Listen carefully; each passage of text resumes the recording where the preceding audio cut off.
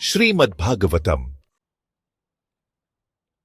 बहुत समय पहले सत्ययुग के दौरान 4 कुमारों सनक, सनंदन, सनातन और सनत कुमार के श्राप के परिणाम स्वरूप 2 राक्षस भाई हिरण्याक्ष और हिरण्यकशिपु पैदा हुए थे।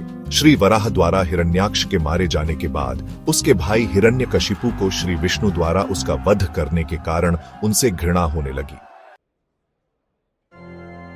हिरण्याक्ष की मृत्यु के बाद हिरण्यकशिपु राक्षसों का राजा बन गया और उसने अजेय बनने और देवताओं को उखाड़ फेंकने का संकल्प लिया। इसे प्राप्त करने के लिए उसने ब्रह्मा जी को प्रसन्न करने के लिए कठोर तपस्या की। उसकी तपस्या की तीव्रता ने ब्रह्मांड को हिलाकर रख दिया और ब्रह्मा जी उसकी तपस्या से प्रसन्न होकर उसे वरदान देने के लिए उसके सामने प्रकट हुए। हिरण्यकशिपु ने अमृता मांगी, लेकिन ब्रह्मा जी ने स्पष्ट किया कि अमृता देना उसके बस की बात नहीं है। इसके बजाय हिरण्यकशिपु ने एक सशर्त वरदान मांगा। उसे किसी भी हथियार से नहीं मरना चाहिए। उसे किसी भी मनुष्य, जानवर, देवता या किसी अन्य जीवित प्राणी द्वारा नहीं मारा जाना चाहिए। उसे दिन या रात में नहीं मरना चाहिए। उसे जमीन, पानी या आकाश में नहीं मरना चाहिए।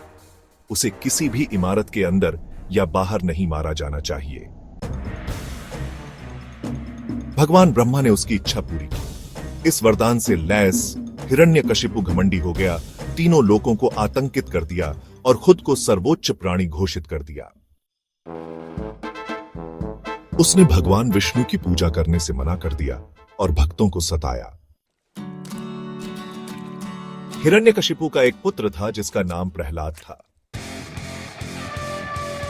हिरण्यकशिपु के श्री विष्णु से द्वेष के बावजूद उसका अपना पुत्र प्रहलाद श्री हरि का कट्टर भक्त बन गया। प्रहलाद की भक्ति बचपन से ही सहज और अटूट थी। वह हरि के नामों का जाप करता और दूसरों को श्री विष्णु की महिमा के बारे में बताता। इससे हिरण्यकशिपु क्रोधित हो गया और उसने प्रहलाद का मन बदलने के लिए कई तरह के प्रयास किए। जब अनुनय और धमकियां विफल हो गईं, तो हिरण्यकशिपु ने प्रहलाद को भयंकर दंड दिए। पहला, उसे विषैले सांपों के गड्ढे में फेंक दिया गया। दूसरा, उसे हाथियों द्वारा कुचल दिया गया। तीसरा, उसे आग में फेंक दिया गया। चौथा, उसे जहर दिया गया। पांचवां, उसे एक चट्टान से नीचे फेंक दिया गया। हालांकि हर बार श्री विष्णु ने चमत्कारिक ढंग से प्रहलाद की रक्षा की।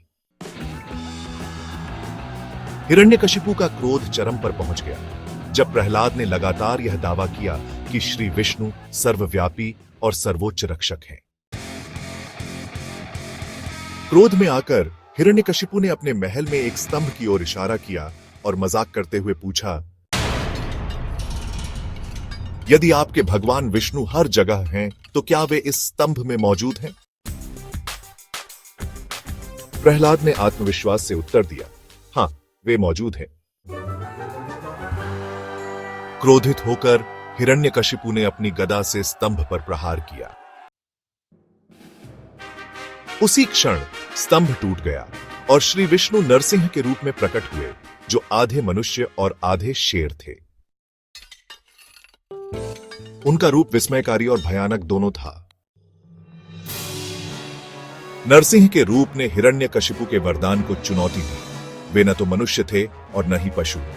वे गोधूलि के समय प्रकट हुए, न दिन में और न ही रात में। उन्होंने हिरण्यकशिपु को महल की दहलीज पर मारा, न अंदर और न ही बाहर। उन्होंने हिरण्यकशिपु को अपनी गोद में बिठाया, न जमीन पर, न पानी में, न ही आकाश में। उन्होंने हिरण्यकशिपु को चीरने के लिए न तो किसी हथियार का इस्तेमाल किया और न ही किसी पारंपरिक उपकरण का। हिरण्यकशिपु का वध करने के बाद नरसिंह ने भयंकर गर्जना की और ब्रह्मांड भय से कांप उठा। प्रभु के क्रोध को देखकर प्रहलाद हाथ जोड़कर उनके पास गए और भक्ति की प्रार्थना की। उनकी पवित्रता और भक्ति ने नरसिंह को शांत किया, जिन्होंने प्रहलाद को आशीर्वाद दिया और उसे राजा नियुक्त किया। नरसिंह ने प्रहलाद को आश्वासन दिया कि वे हमेशा अपने भक्तों की रक्षा करेंगे। राजा के रूप में प्रहलाद का शासन धर्म और भक्ति का स्वर्ण युग बन गया। नरसिंह अवतार परिस्थितियों की परवाह किए बिना अपने भक्तों की रक्षा करने के लिए श्री विष्णु की प्रतिबद्धता का प्रतीक है।